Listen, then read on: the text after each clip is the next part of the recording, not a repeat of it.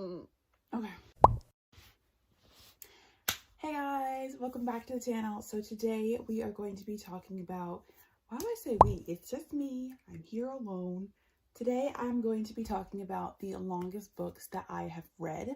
So I did pull up my Goodreads and I have like a list of all of my longest books.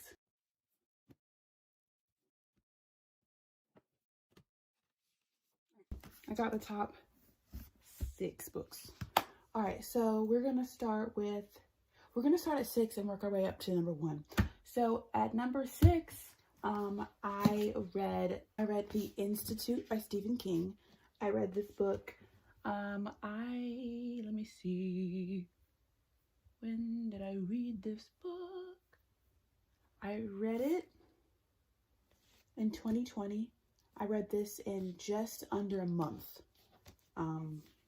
This was the first Stephen King book I ever read, which is kind of interesting. And I just picked it up because it was like his newest book and it looks cool. And the synopsis was pretty interesting. But at the end of the day, I didn't enjoy this book. I think I ended up giving it, so I gave it 3 stars. I didn't think this was a good book, to be completely honest with you. And since then, I have read like other Stephen King books and I don't like those either. I think his, like the idea of the books are good, but I think execution-wise, like I'm just not a fan of his writing, which is just a personal thing. But this has 561 pages. Isn't it so weird how, like, you know, if a book is hardcover, it will just look so huge when it's not even that big. You know what I mean? Like, I would have guessed this would be higher up because it's just so big, but it isn't. So that's number 6. It's like horror, fiction, thriller. The next book, number 5 on the list, is Monsters of Men by Patrick Ness. So this is the 3rd book in the Chaos Walking trilogy. This is one of my favorite, I think this is my favorite book series I have ever read in my entire life. I keep saying this, but I have never reread a book before, but if I were to, this book series would probably be the first one I ever choose because it's just so good and so genius. Like, I remember reading this years ago. I read this, shoot, I don't even know. So I read this 2020, also under a month, gave it 5 stars. And this was 603 pages. But yeah, this is just genius. Like, I can just think back to reading it and being in the middle of a chapter and like, wow, this is how you write a book. And I love when those moments hit where you're like, wow, this is writing, y'all. So this was like it's so weird. This is such a chunky fucking book, y'all. Look at it. Now, me personally, I've never actually seen this book series. Whoa. I've never, oh my god.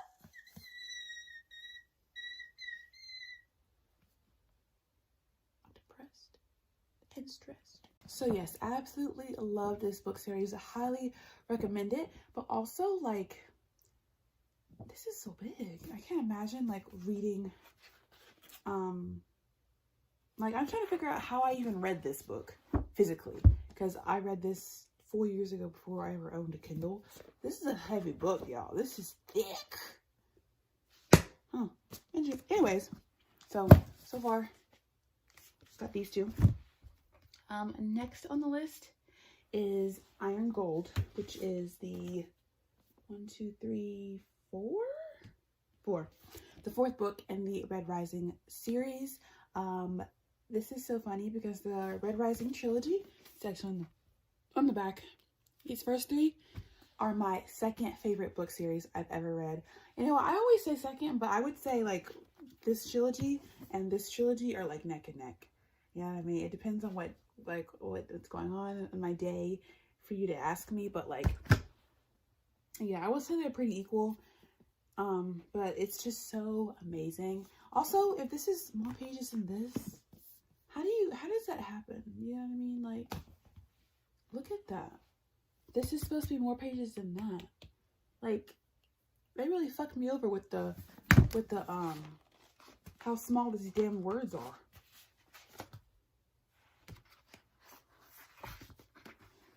Compared to that. Yeah. So personally, I actually did not enjoy reading this book. I have talked about this on other videos, but I honestly wished Pierce Brown would have stopped after he wrote Morningstar. I don't think the like newer iterations are good. That's just my opinion. I don't think his writing got bad. That's not really what I'm saying. I'm not saying that his skills diminished. I guess what I'm saying is I think the new books are they're like on a different, they're just so different. That's what it is. They're so different. Because this was the next book right after Morningstar. This book, you were kind of thrown in this book, what, 10 years later. So we're 10 years in the future. So much has changed. So many things have like happened. And in the first trilogy, you were only following your main character, Darrow. So you are only in his head. He is your narrator, your POV. And it's way different in this book. In this book, you are now being, like, the whole way the book is written is changed. Now there are point of views. And I want to say there were like 4 different people who had chapters. And it was just so much to, like, stay with. And I just couldn't stick with it. I was just like, I kind of hated it. Damn, that's tough. Yeah, I didn't like this at all. But anyways, this one had 624 pages. 624. And I read this in about 2.5 months. All right, that's 3. Next book I have is not a book I own physically. This is a book that I read on, this is a book that I read on my Kindle. And it is the second book in the Farseer trilogy by Robin Hobb. So the second book is called Royal Assassin. I actually just read this book like 2 weeks ago. I finished this book about 2 weeks ago. This book has 675 pages, which is absolutely bonkers. And honestly, I knew it had a lot of pages, but like it's so hard to contextualize and grasp how many pages you're actually reading when you're reading on a Kindle, because you know you're not holding this thick book to let you know what's going on. You're kind of just holding a tablet and you're like, yeah, I'm reading. So it's kind of weird now to think about that. This book I read in a month. Like I said, I didn't enjoy this book. I gave it 3 stars. This book is one of those books where it's like the author wrote a trilogy and then she wrote a second trilogy in that same world, and like all of her book series somehow interconnect to create this giant universe. And me personally, I was so excited to hear that because I think the idea of that is so interesting. And if you happen to enjoy, her books, knowing that you have so much more to read can be a very positive thing. And that's what I was hoping for. And I just think that her writing was way too slow for me. For it to be considered an epic fantasy, there's way too much of nothing happening. But I did love her characters. So, you just gotta find what you like and stick with that.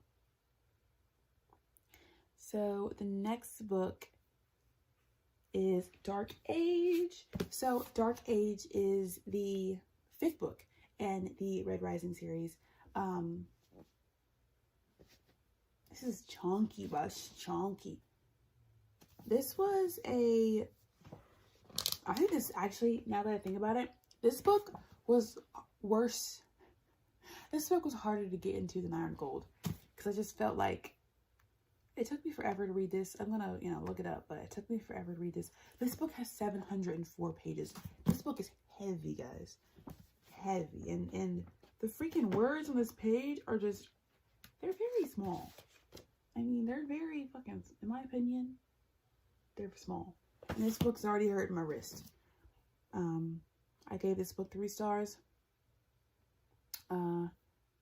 Let me see. Yikes. That's crazy. Yeah. You know you don't like a book when it takes you forever to read it. And I think I was just so set on pushing myself and forcing myself to read it and finish it, because in my head I'm thinking, I've come so far and I am in love with this writing, but for some reason these books are not working for me. But deep inside, I told myself to keep pushing, because I, hated the idea of DNFing this series. I hated that. The idea of that really hurt my soul. So I pushed through. But I started this book in March of 2022, and I finished this book in January of 2023. Y'all, it's a long time. It's a long time. What is that, 9 months? 9 months. And I do recall ending up getting the audiobook for this because I was just so not into it. To the point where I couldn't even tell you what was going on. I was just listening to it, but I couldn't even tell you what was happening. That is how confusing it had gotten for me. It sucks because those first 3 books were heaven. But it got out of hand. Woo! All right, and the final book, guys, the biggest book and longest book I've ever read so far in my life is A Little Life by Hana Yanagihara. This book, what's so crazy about this? I'm gonna give my little spiel, but I ended up giving this book 5 stars, and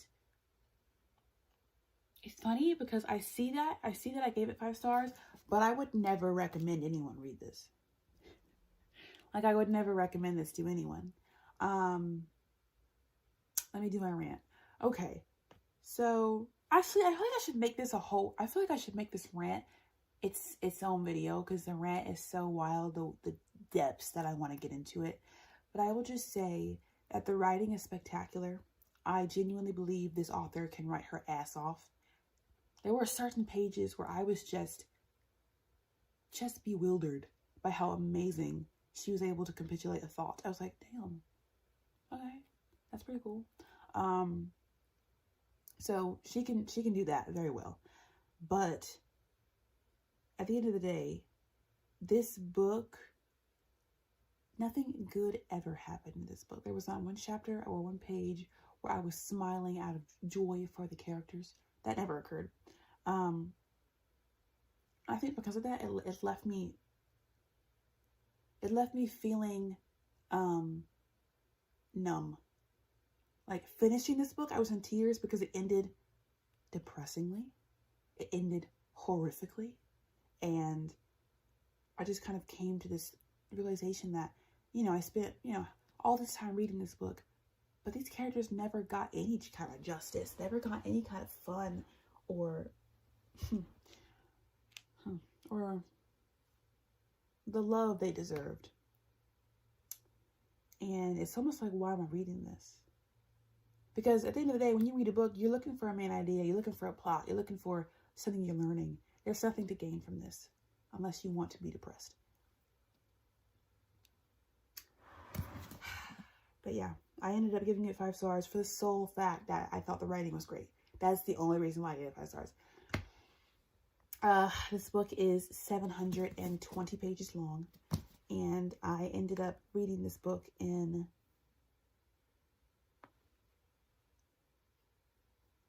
4 months. So 4 months I read this book. Yeah, you can see I got a lot of tabs. Like, I was, doing my best to keep up and hoping that it was going to end well, but it didn't. But yeah, guys, the biggest, chunkiest, longest book I've ever read is A Little Life. Oh my God. I just lied to y'all. Actually, Goodreads lied to me. I have beef with Goodreads. I, of course, am going to continue to use it because we all are, right? But at the end of the day, I really don't enjoy the fact that whenever I look at page count, it tells me, like, it'll be like page count, but it'll be like Kindle page count. I don't really, my brain doesn't really capitulate that. So, like, when I see the number, I'm going with that number. But, like, Goodreads is telling me 720, but my book, honey, my book is telling a different story, okay? Let me go to the last page of the actual story. My book is telling me 814.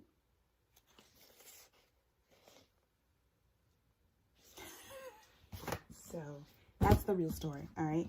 The real page count is 814. Yes, and that is the biggest book I've ever read. All these page counts are wrong. Goodreads sucks. I don't give a fuck. Anyways, what did I say? I already forgot. 814. If you guys have ever read a book larger than 814, let a girl know. All right. Have a great night. Bye.